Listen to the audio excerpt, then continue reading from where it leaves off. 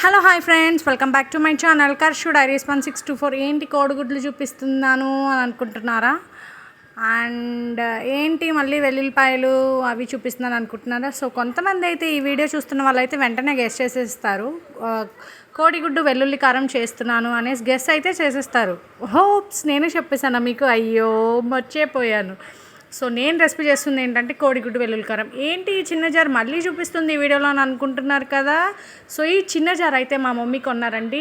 అంటే ఒక 2 మెంబర్స్ కల్లా చట్నీ పట్టుకోవడానికైనా లేకపోతే ఏమైనా పొడి మసాలాలు పట్టుకోవడానికైనా. చూడండి ఎంత క్యూట్ ఉందో అసలు. మనకైతే తెలిసిన ఇంగ్రీడియంట్స్ ఏంటి, ఆనియన్స్ అండ్ గ్రీన్ చిల్లీ తీసుకుంటాము. కొంచెం అయితే కడాయి పెట్టేసుకొని ఆయిల్ వేసుకొని పసుపు అయితే పెట్టుకుంటాం. ఫస్ట్ ఎగ్స్కి అయితే ఘాట్లు పెట్టేసుకొని కొంచెం అయితే వేపేసుకుంటాను. నేను ఎప్పుడు ఎగ్ కర్రీ చేసినా కానీ ఇట్లనే వేపుకుంటాను.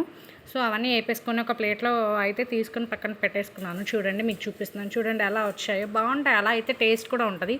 సో ఆనియన్స్ అయితే నేను అంతకుముందు వీడియోలో కూడా చూపించాను. కట్టర్తో అయితే నేను ఆనియన్స్ చాలా సన్నగా కట్ చేసేసుకుంటానండి, సులువుగా అయిపోతుంది మనకి పని అనేసి.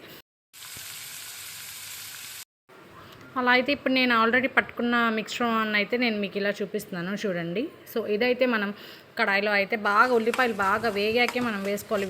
వేగకుండా మనం వేసుకుంటే కనుక మనకి కొంచెం పచ్చి వాసన అండ్ ఆనియన్స్ వచ్చేసి కరకరమంటా ఉంటాయి, అది అంతగా బాగోదు. సో నేనైతే మంచిగా వేపేస్తున్నాను, బ్రౌనిష్ కలర్ వచ్చేంతవరకు వేపేసాకనే నేను పట్టుకున్న వెల్లుల్లి కారం మిశ్రమాన్ని అయితే నేను దాంట్లో కలుపుతున్నాను కడాయిలో. చూడండి మీకు చూపిస్తున్నాను. అంటే కొంచెం గట్టిగా ఉంటుంది, మనం ఇంకా చేత్తో తీసుకుంటే ఇంకా నీట్గా మొత్తం తీసుకోవచ్చు. అందులోనే మనం కొంచెం తర్వాతకి వాటర్ పోసుకొని దీంట్లో కలిపేసుకోవచ్చు. ఆ వీడియో కూడా నేను మీకు యాడ్ చేశాను చూడండి ఒకసారి. ఇదైతే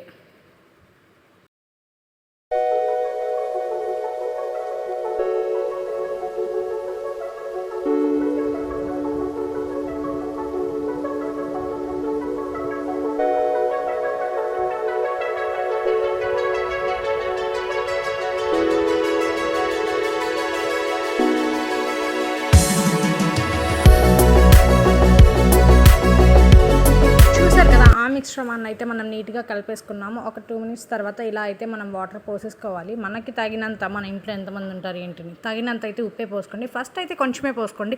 ఒకవేళ మీకు అంతకన్నా తక్కువ అనిపిస్తే మటుకు ఇంకొంచెం సాల్ట్ యూస్ చేయండి, గల్లుప్పు యూస్ చేయకూడదు. కల్లుప్పు యూస్ చేస్తే ఇంకా ఇదైపోతుంది మీకు. ఇలా గుడ్లు మనం నీట్గా వాటర్లో వదిలేసుకోవాలి.